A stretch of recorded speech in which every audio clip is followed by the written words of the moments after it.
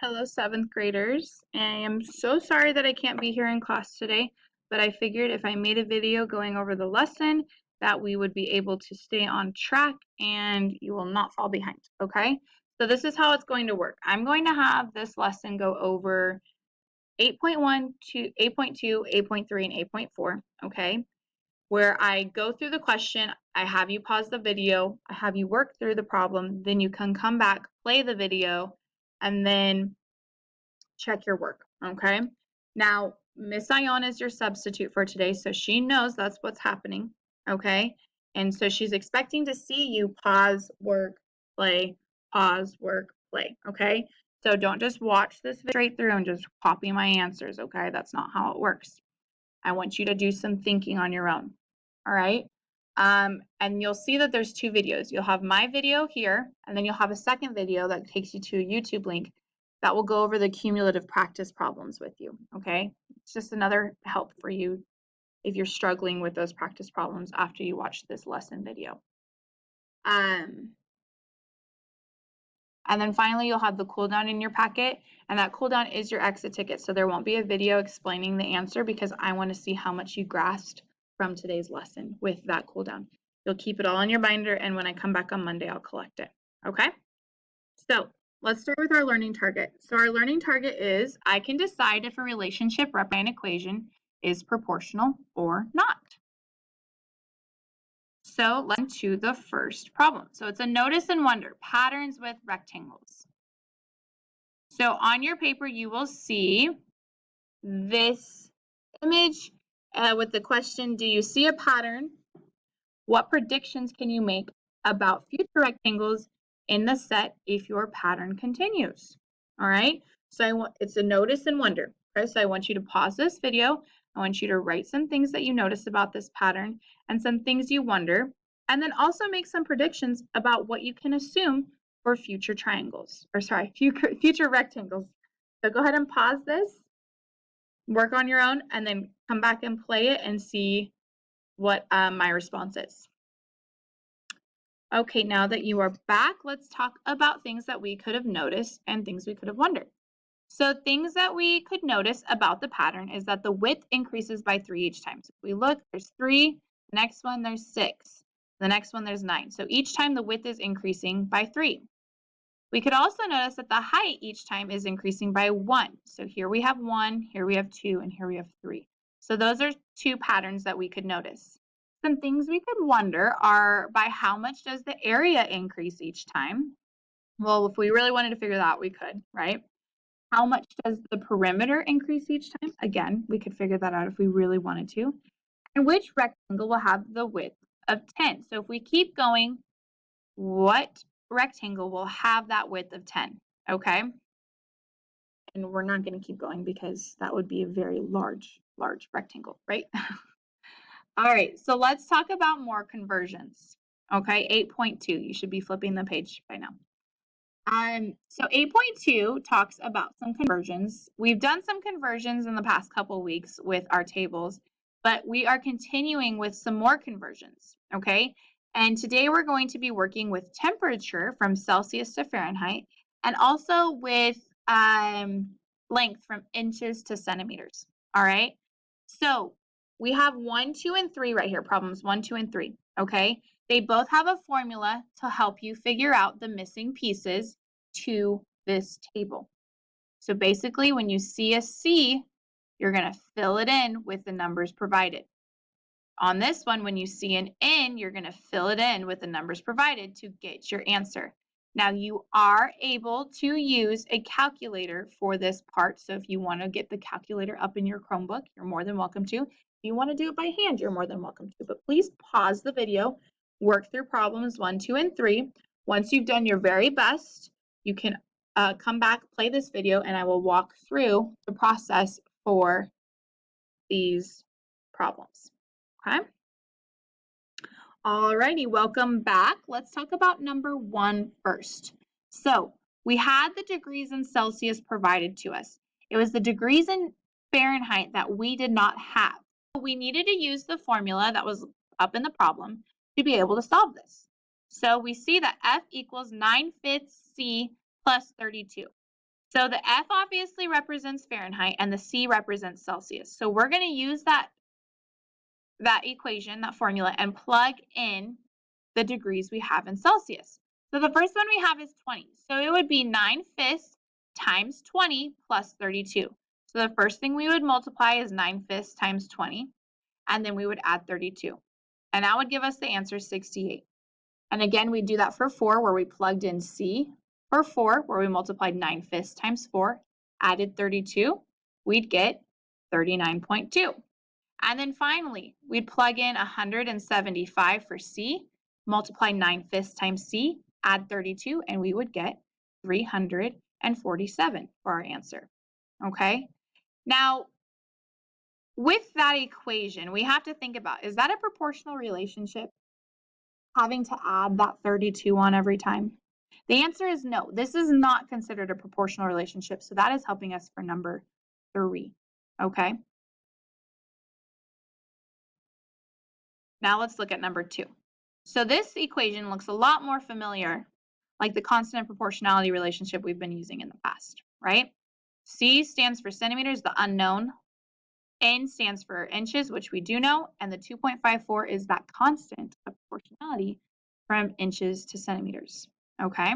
So we're going to take our number and multiply it by 2.54. This is why I offered a calculator, right? And we would get 25.4.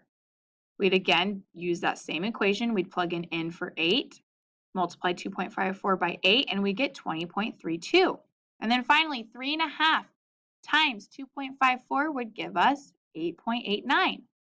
Okay, so we already talked about how the Celsius to Fahrenheit conversion is not a constant proportionality, right? The proportional relationship does not exist because having to add that 32 does not make it proportional. However, the length conversion does determine a proportional relationship because the number of centimeters per inch is the same. We don't have to add anything to the end. Okay? Very good. So let's talk about 8.3 now. Okay, 8.3 is titled Total Edge, Length, Surface Area, and Volume. Okay, so let's get through this problem. So you have 3 cubes right here, and it says here are some cubes with different side lengths. Complete each table. Be prepared to explain your reasoning. So how long is the total edge length of each cube? Okay, you're going to fill that in. What is the surface area of each cube? Fill that in. What is the volume of each cube?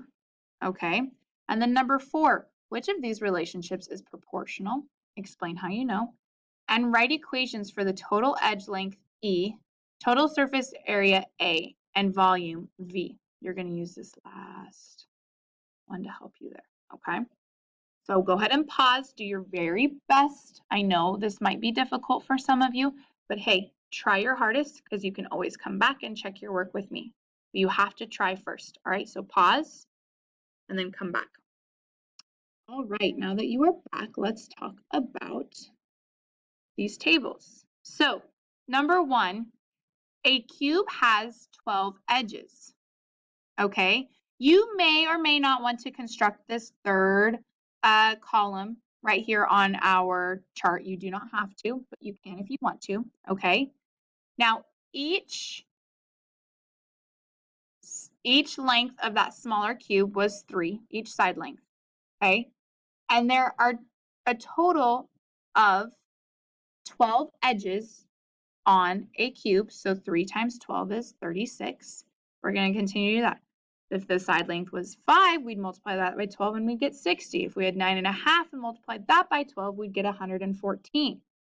Now this last one's going to help us with that equation problem, where S times 12 will get us the total side length, which we don't have the current side length, so the total side length is represented as 12 plus. All right, now number 2, a cube has 6 faces with an area of S squared units. Okay, now students may construct a third column if you want to help you reach your conclusion. So we have to multiply this 3 Okay, sorry, my video cut out. So number 2, a cube has 6 faces with an area of s squared units. So you guys are going to multiply 3 times 3, because 3 squared is 3 times 3. And then you're going to multiply 3 times 3, or 3 squared, which is 9, times 6, which would give us 54. Okay, we're going to do that for all of these. So 5 times 5 is 25. 25 times 6 is 150. Okay, 9.5 times 9.5. I don't know what that is. Let me do it on my calculator really quick, off the top of my head. So 9.5 times 9.5 is 90.25, and then you multiply that by 6, which will get you 541.5, or 541.5. And then finally, we don't have the side length, so we're creating our equation 6s squared. Okay. Now finally, we have the bottom layer of a cube that fits s squared cubic units of these layers that make up the cube. So you can construct this third column, but you do not have to. Okay. So this one, we need to multiply 3 times 3 times 3. So 3 times 3 is 9. 9 times 3 is 27. Okay. 5 times 5 is 25. 25 times 5 is 125. 9.5 times 9.5. What was it again? Was 90.25 times 9.5 is 100, or 857 and 3/8. S cubed, we don't know what it is, so it's s cubed, right? Those are going to help us with our equations, right? So for 4, the relationship between the side length and the total edge length is proportional, because the ratios in the third column are 12 for everyone, right? Now, the relationship between the side length and the surface area between the side length are not proportional, because the ratios are not the same. Just so you see how this third column, if the numbers are different, they do not have a proportional relationship. So then we automatically can assume that volume and side length do not have a proportional relationship. Okay? Now, if we wanted to make equations for all of these, the first one we would do E equals 12s, right? Because all we had to do was multiply this times 12, and it would give us this. The second one, we had 2 steps, right? We had to not only square this, we also had to multiply it by 6. So that was 2 steps. So that's why we know it's not a constant proportionality. And then finally, we have the last one, which is volume equals s cubed. Now you might think that's only 1 step, Ms. Bloomer, but it's not, because when you cube something, that means you're multiplying it by each other. So like, for example, 3 times 3 is 9, but then you're multiplying it again by 3, which is 27. So it's actually still a 2-step. So that's another indicator. If the equations are representing 1 step, then it's probably going to work out and be proportional. If it's representing multiple steps like that, it's most likely not going to be proportional. All right, you have an Are You Ready for More? You're more than welcome to do it. You do not have to. I would rather you get right into 8.4, or, because this one is optional as well, getting right into the next video where it's talking about your practice problems. Okay, so this video is going through the lesson. All right, the next video is going through the practice problems, and then finally you're going to do that cool down all by yourself.